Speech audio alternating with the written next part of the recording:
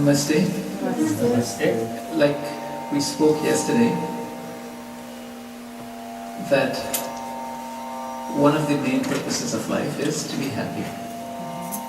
And when we are happy, we enjoy life, we enjoy living, and we live on and on and on in happiness.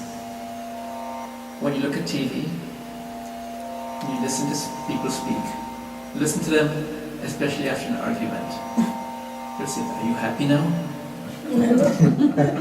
Ever notice that? If two people fight and the other one gives in, the one that gives in, will usually go to the other one. They supposedly won, are you happy now?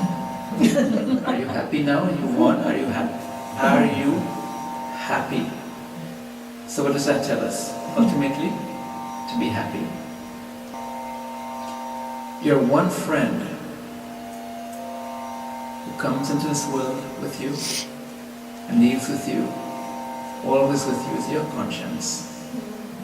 Your best friend ever. Because think about it. Before you do something wrong, who tells you, wait? It's your conscience. Every time before you do something, your conscience is the one that comes and tells you yes or no. But why is it your best friend? Because it doesn't leave you. It stays with you even when you do things that are wrong. It stays with you. It's always advising you, always telling you. And that's your best friend. With your parents, many people like to say your parents are your best friend. Yeah, but living in the West, we see that parents and children tend to grow apart. Because even though it is said the purest love you will ever find is that of parent-child. That is the purest love you will find. But then again, I've lived a very sheltered life, so I don't know. And as far as I know, that's the first purest love that you will ever experience is that of your parents, of mother and father. You might tend to think, well, mom's a little softer, dad's harsh, but dad's soft, mom's harsh. You will never find both parents soft, you will never find both parents harsh. Either they take turns, or they get set in their rules. Mom will yell at you all the time, and dad will say, it's okay. Or dad will yell at you all the time, and mom will say, it's okay. And of course, somewhere along the line, when you hit about 7, 8, 9,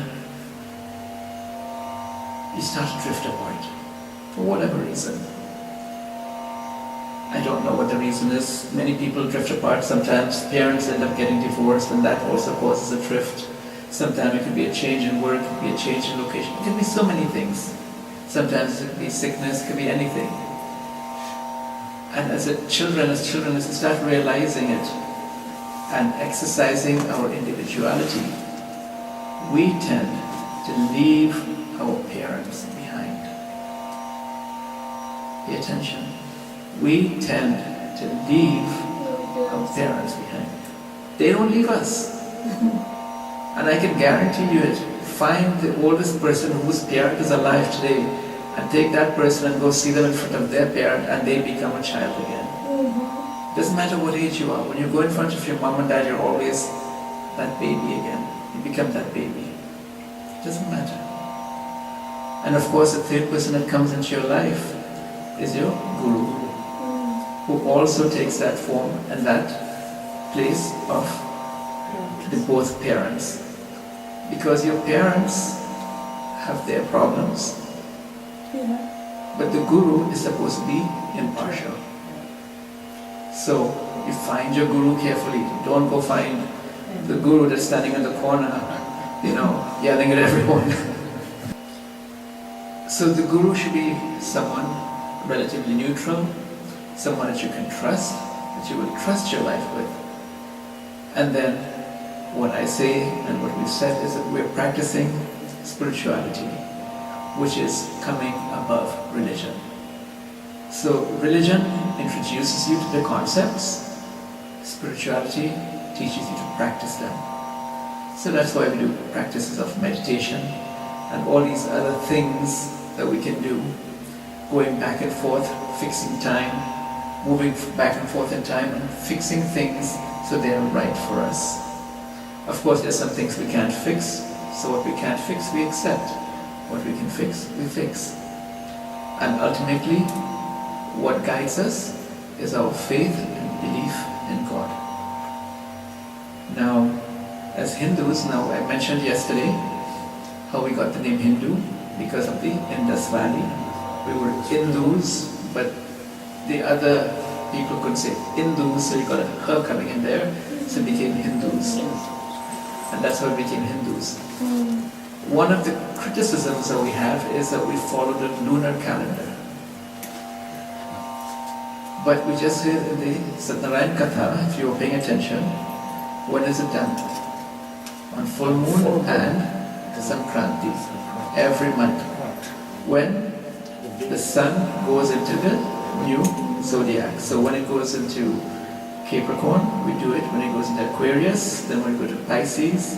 But every time it goes, every time the sun changes, it's also another occasion to do it. And of course, to do Satyanaarayan Katha, we don't need an occasion. We can do it every day if we have the time. And that's the beauty of it. We never have time to do it. And that's what they showed us in the story, that Sadhu himself, he said, when I have a child, when my child gets married, when this happens, and he kept putting it off, putting it off, putting it off, until finally it was just too much, had to get done. So that tells us in our lives, we want to create value, want to be happy, don't put things off, try and get them done. Once you get them done, you'll be happy. And then, today is New Year's Day. 2018 has started.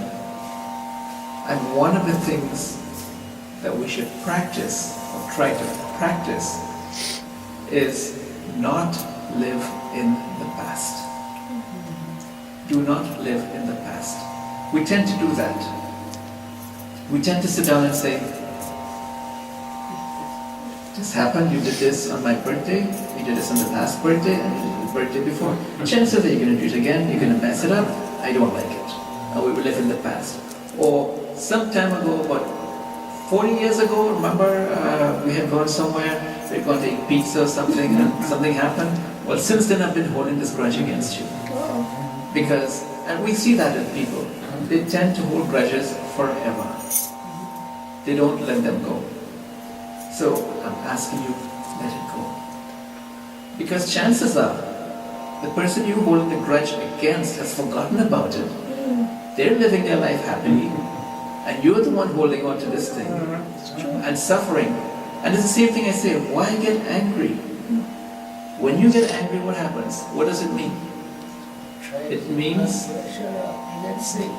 the person that you were angry with did not do what you wanted. When your expectations were not met, you were not happy, you became angry. And that person, what did they do? And they live happily after. And we who got angry, we're the ones who hold on to that, sitting down, you made me so angry. You made me so angry. You made me so angry. We're holding on, we don't let it go. So who's suffering? We are suffering. So don't do that. Remember, everything is in God's hands. Whatever He does, happens. And if you are true in your puja, you are true in your worship, then everything you say will come true. Look at Satyanaarayan Katha again. When Sadhu said, my boat, which was full of riches, is now full of weeds. What happened?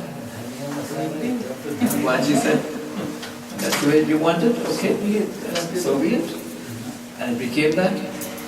And every one of us has that power in us. If we are truthful, speak the truth, honest in our dealings, and are happy, then everything we say will come to pass. Bhagavanji will help us make sure it comes that way. So, be happy, truthful to your best friend. And of course in your mind the question is going to come, but I thought we always learned that God was our best friend. But is God our best friend? Yes and no. Yes, He is. But no, because what is our prayer? Tvameva Mata Chapita Tvameva. What does that say already? Tvameva Mata, you are my mother. Chapita Tvameva, you are also my father. So next line. So if God is everything, then she is your best friend, but she's also your mother and father. And if you can't be best friends with your mother and father, chances are you can't be best friends with God. God either, exactly. Because your mother and father and Guru are the representations of God in your life. So if you cannot be honest with them, how can you be honest with Bhagavanji? And that is why Bhagavanji gave us a conscience. And you know it. You know it. You know it. You can ask Anjali. She will dress nicely because her conscience tells her it's the right thing to do. And she's listening to her best friend, her conscience. Because perfect example, nice child. I mean, she goes every Sunday from 7 o'clock in the morning till I don't know what time. She's busy in Mandir and Mandir activities every week. And up to now I haven't heard her complain. Nice child. Lauren, every Sunday she makes sure goes to her church and studies her religious work. And this is the best way to build the foundation for spirituality. Because once you understand what God is, what Bhagavanji is, what He is, what she is, then you are ready to move on. And then your best friend can help you. So don't forget your best friend. Your best friend will always be with you. Your conscience is your best friend. And no matter what happens, use the past as when you are driving. When you drive, what do? You look in the rearview mirror. When you look in the rearview mirror, what does that tell you? The past is gone. Yeah, leave it behind. It's gone.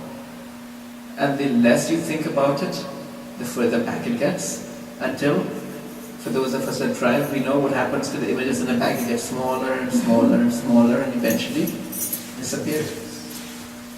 So that too, in the past, I am sure if I ask anyone of any events in the past, chances are you will not remember it.